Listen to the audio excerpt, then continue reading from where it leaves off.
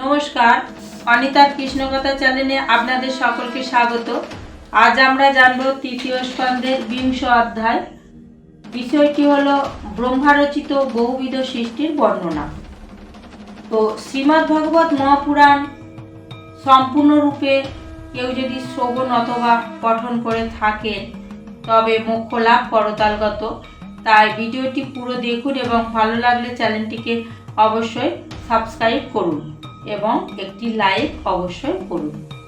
প্রথমে বন্দনামি নরনারায়ণ কৃষ্ণদ্বৈপায়ন ব্যাস সুখদেব পরীক্ষিত বিশ্বম্বর হৈমবতী পুত্র বিঘ্ন বিনাশন। মা সরস্বতী, মাগো আমি তোমার চরণ বন্দনা করে এই পাঠ শুরু করছি। তো শৌনক মুনি বলেন, হে সুত, পৃথিবীকে আশ্রয় রূপে লাভ করে স্বয়ম্ভু মনু পরবর্তীকালে জাত প্রাণীগণের সৃষ্টির জন্য কি কি উপায় অবলম্বন করেছিলেন। মানে পৃথিবীকে লাভ করার পর ভগবান বরাহদেব পৃথিবীকে এনে দিল, তারপর বলছে যে কি কি অবলম্বন করেছিলেন। তো মহাভাগবত বিদুর ভগবান শ্রীকৃষ্ণের একান্ত সুহিত ছিলেন। ভাগবত বিদুর মানে সবসময় ভগবানকে ডাকতেন, তাই ভাগবত বলছে। তো শ্রীকৃষ্ণের একান্ত শহীদ ছিলেন।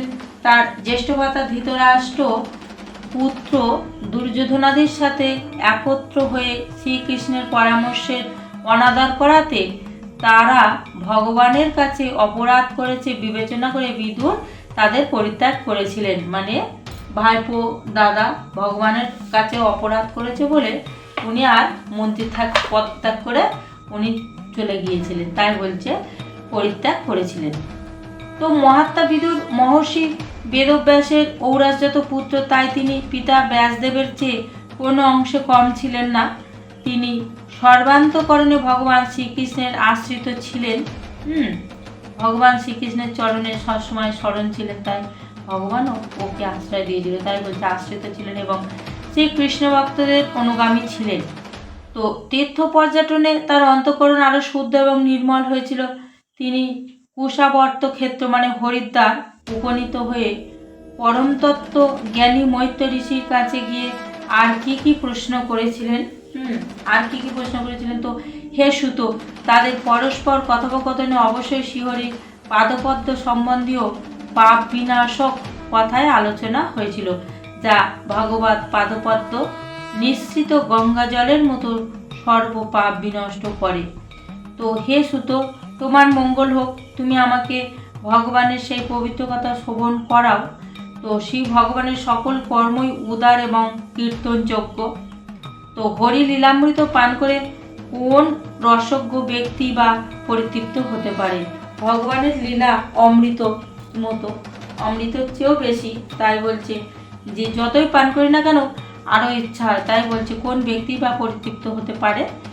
তো নৈমিষ অরণ্যবাসী মুনিগণ এরূপ শ্রবণের আকাঙ্ক্ষা প্রকাশ করায় লোমহর্ষপুত্র সুত উগ্রসভা সুত ভগবানের চিত্ত একাগ্র করে তাদের বললেন, আপনারা শ্রবণ করুন। এই এত প্রশ্ন করছে, তখন ওই বলছে যে ভগবানের মনটা সমর্পণ করে বলছে আপনারা শ্রবণ করুন। তো সুত বলেন, হে ঋষিগণ, নিজের মায়া শক্তির দ্বারা বরাহরূপ ধারণ করে ভগবান শ্রীহরি কর্তৃক রসাতল থেকে ধরণী মাতাকে উদ্ধার এবং হিরণ্যক্ষ দৈত্যর অনায়াসে বিনাশশীল বিলাসলীলা শুনে বিদুরের মনে অত্যন্ত আনন্দ হলো। তিনি মুনিবর মৈত্রকে বললেন, এই যে পৃথিবীকে উদ্ধার করলেন আর বরাহ রূপে আর হিরণ্যকে বধ করলেন, এই শুনে বিদুরের মন খুব সন্তুষ্ট হলো, আনন্দ হলো। আবার প্রশ্ন, বিদুর বললেন, হে ব্রাহ্মণ, ভূত ভবিষ্যৎ সবই আপনার জানা আছে, মানে আগে পরে এখন কি হবে সব সময়, মানে কি হবে সব কিছুই জানা। তো সুতরাং অনুগ্রহ করে বলুন যে প্রজাপতিদের প্রতি ব্রহ্মা প্রজা সৃষ্টি বিষয়ে মরিচাদি প্রজাপতিদের সৃষ্টি করে পুনরায় সৃষ্টির বৃদ্ধি হেতু কি করলেন। ওদের তো সৃষ্টি করেছেন মরিচাদি, আবার সৃষ্টি যাতে বাড়ে সেই জন্য কি করলেন। তো মরিচি প্রমুখ মহর্ষিগণ এখন স্বয়ম্ভু মনু ও ব্রহ্মার নির্দেশে কিভাবে প্রজাবৃদ্ধি করলেন। মরিচি স্বয়ম্ভু মনু ব্রহ্মার নির্দেশে কিভাবে আরো প্রজা সৃষ্টি করলেন। তারা কি নিজ নিজ পত্নীদের সহায়তায় এই জগৎ সৃষ্টি করেছিলেন অথবা অন্য কারো সাহায্যে ব্যতিক্রমে নিজেরাই স্বতন্ত্রভাবে সৃষ্টি করেছেন। মানে তখন হয়তো স্ত্রীলোক ছাড়াও সৃষ্টি করা যেত, তাই সেই জন্য প্রশ্নটা এসছে যে নিজ পত্নী সাহায্য করেছে না সাহায্য ছাড়াই করেছেন, অথবা সৃষ্টি ব্যাপারে সকলে একত্রে হয়ে এই প্রজা সৃষ্টি করেছিলেন, এটা জিজ্ঞাসা করতে। তো শ্রী মৈত্রী বললেন, হে বিদুর, একান্ত দুর্ভিজ্ঞ দৈব বা জীবের পারাধ্য প্রকৃতির নিয়ন্তা পুরুষ এবং কাল, এই ত্রিবিধ কারণ এবং ভগবানের সন্নিধিবশত ত্রিগুণময়ী প্রকৃতি সংক্ষোভিত বা আলোড়িত হওয়াতে তার থেকে মহত্তত্ত্ব সৃষ্টি হলো। ত্রিগুণময়ী, এখানে একটু সামান্য বলি যে ত্রিগুণময়ী প্রকৃতি মানে প্রকৃতির তিনটে গুণ, আমাদের রজগুণ, সত্যগুণ এবং তমগুণ, তাই হচ্ছে ত্রিগুণময়ী প্রকৃতির সংক্ষোভিত বা আলোড়িত, মানে তার দ্বারাই হওয়াতে তার থেকে মহত্তত্ত্ব সৃষ্টি হয়েছে। তো বলছে অদিষ্টের প্রেরণায় রজপ্রধান মহত্তত্ত্ব থেকে বৈকারিক মানে সাত্ত্বিক আর রাজস ও তামস এই তিন প্রকার অহংকার সৃষ্টি হয়েছে। কি বলছে? সাত্ত্বিক, রাজস আর তামস থেকে মহত্তত্ত্ব থেকে বৈকারিক মানে সাত্ত্বিক, রাজস এবং তামস এই তিন প্রকার অহংকার উৎপন্ন হলো। এই ত্রিগুণাত্মক অহংকার সমীহ আকাশাদি পাঁচটি তত্ত্বের অনেক বর্গ সৃষ্টি করলো। এরা প্রত্যেককে পৃথক পৃথকভাবে অবস্থান করাতে ভূতের কার্যরূপ ব্রহ্মাণ্ড সৃষ্টির কার্যে সমর্থ হলো না।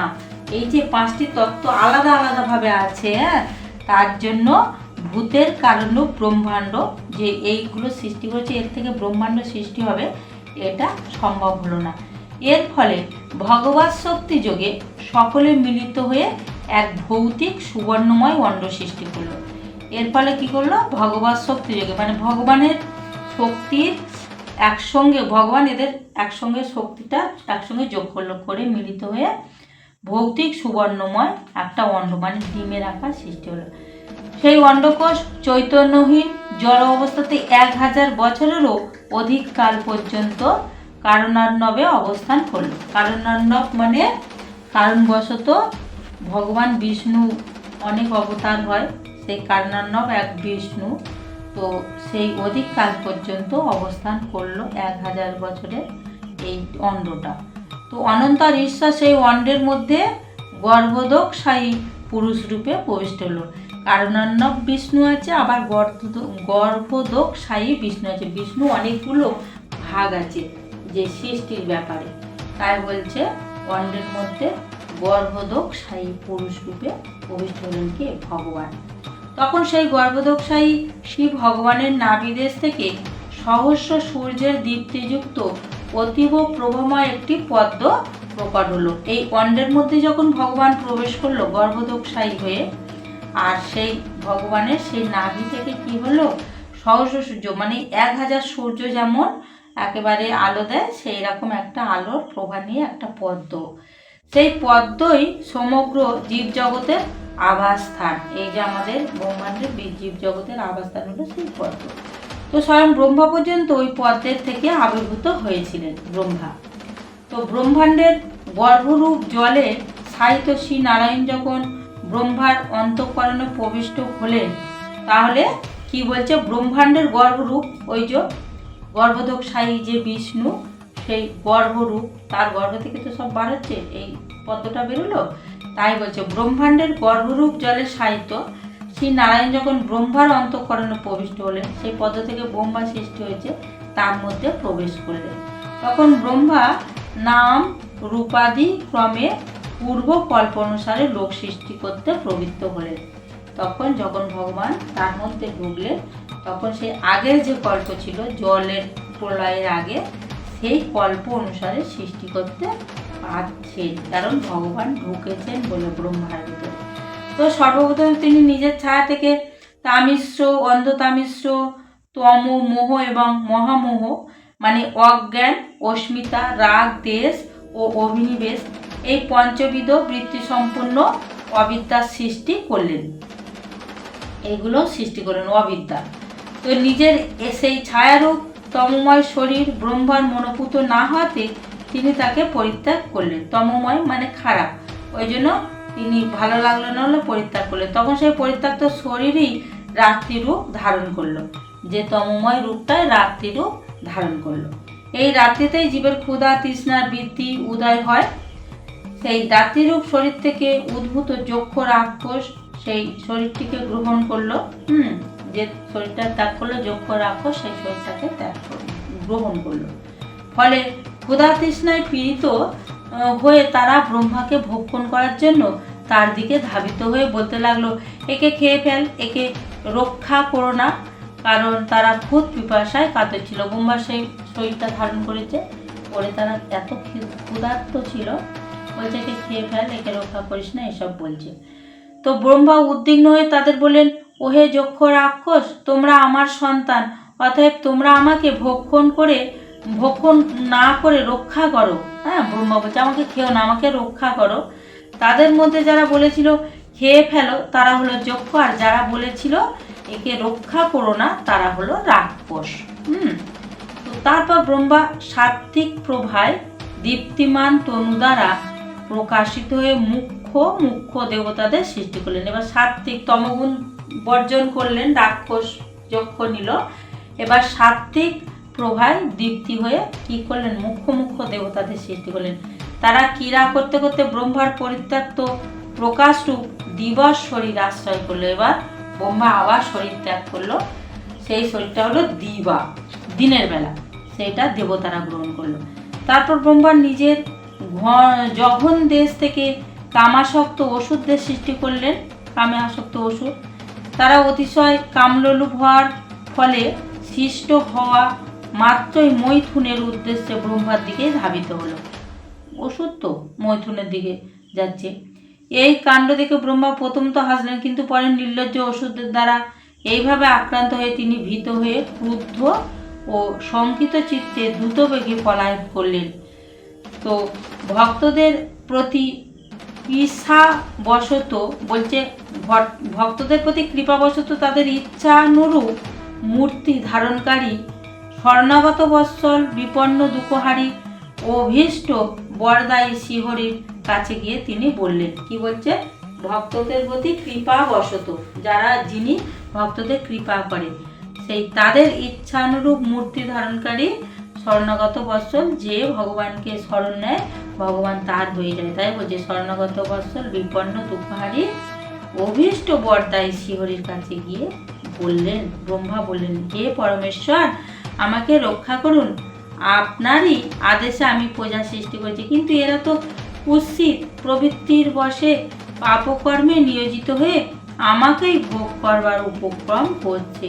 আপনি বললেন আমি সৃষ্টি করলাম আর এত খারাপ, আমাকেই ভোগ করার হে নাথ, আপনি বিপন্ন জীবের ক্লেশহারী, আর আপনার শ্রীচরণের শরণ যারা গ্রহণ না করে তাদেরও একমাত্র আপনি উপযুক্ত স্বস্তি বিধান করে থাকেন। মানে কেউ চরণ স্মরণ নিলেও তাদের শান্তি দেয়, আর না স্মরণ নিলেও ভগবান তাদের শান্তি দেয়। তাই হচ্ছে শান্তি। আর যারা ভগবানের কি করে, এখন তো একেবারেই স্মরণ নেয় না, তাদের আবার শাস্তিও দেয় ভগবান।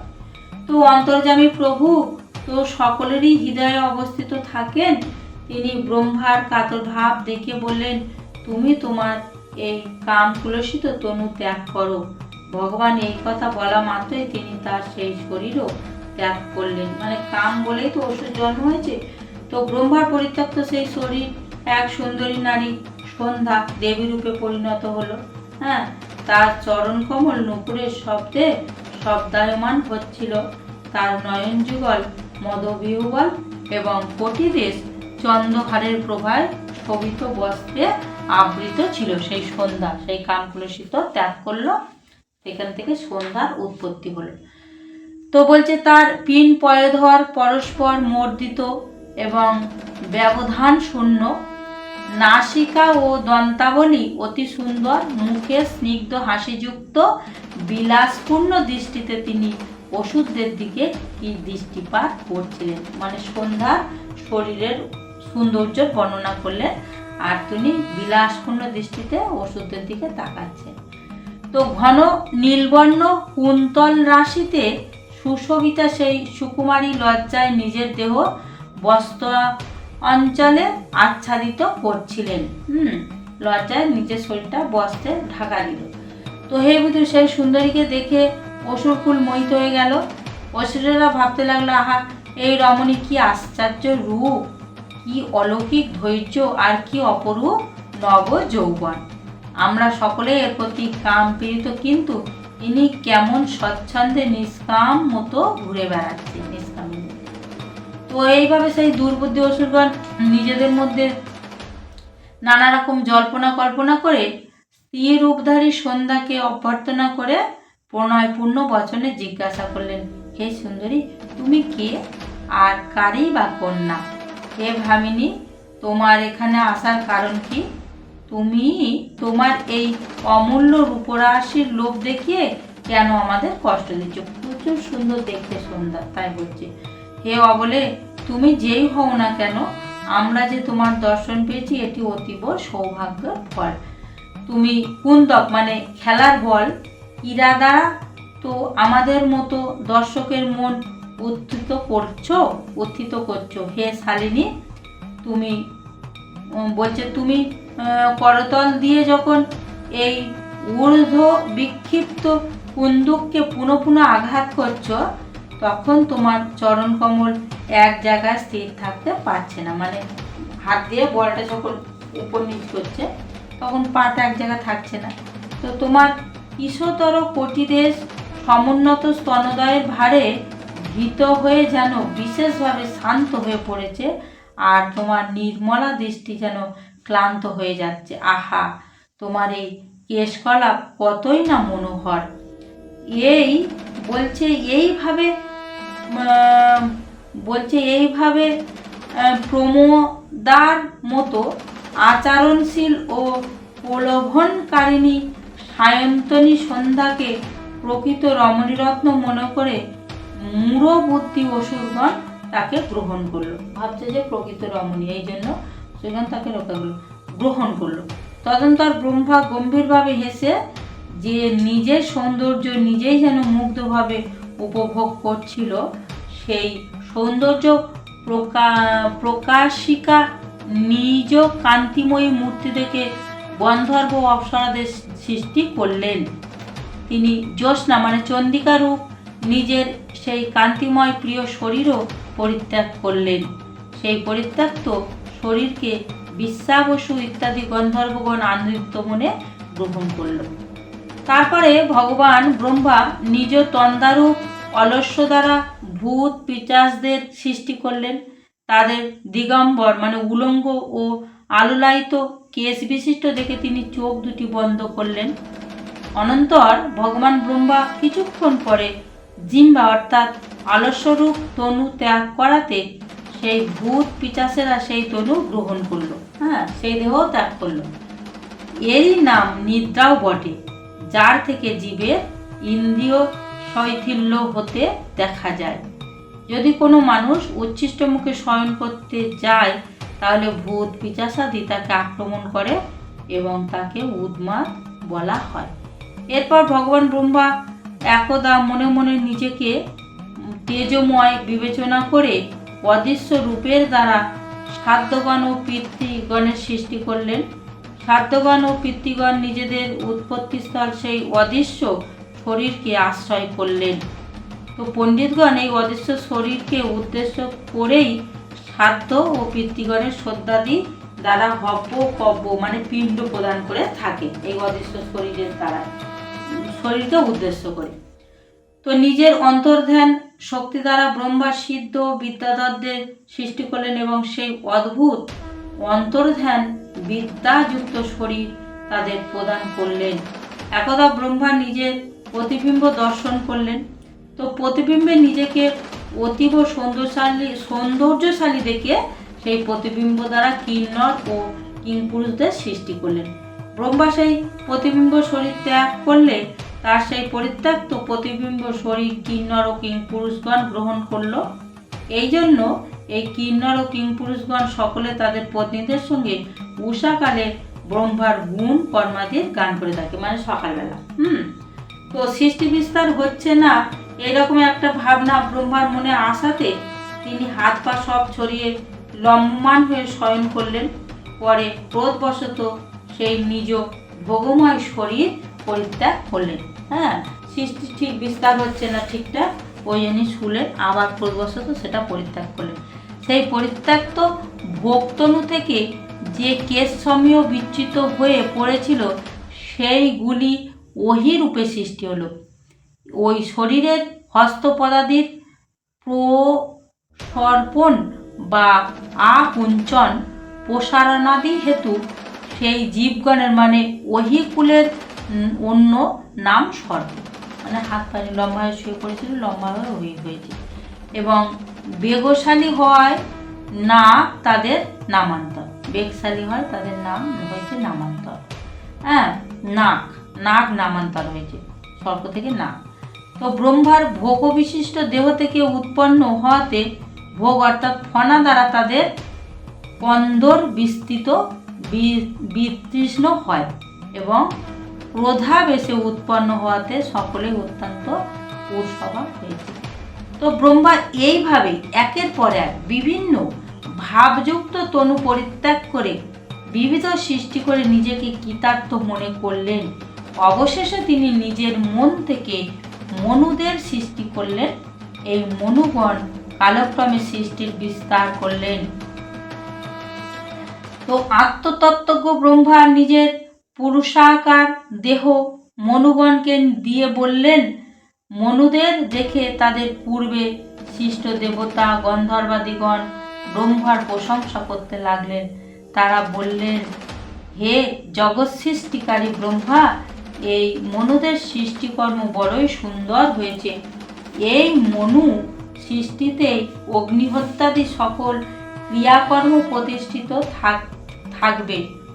এদের সাহায্যে আমরাও নিজেদের অন্য অর্থাৎ গভীর ভাব গ্রহণ করতে পারব। তারপর আদি ঋষি ব্রহ্মা ইন্দ্রিয় সংযমপূর্বক তপ, বিদ্যা, যোগ ও সমাধির দ্বারা অভিলাষিত নিজের প্রিয় সন্তান ঋষিদের সৃষ্টি করলেন এবং তাদের প্রত্যেককে নিজের দেহের অংশ সমাধি, যোগ, ঐশ্বর্য, তপ, বিদ্যা ও বৈরাগ্যময় শরীরের অংশ প্রদান করলেন। আজ আমি এখানে আমার পাঠ রাখলাম। ওম নমো ভগবতে বাসুদেবায়। ওম নমো ভগবতে বাসুদেবায়। ওম নমো ভগবতে বাসুদেবায়।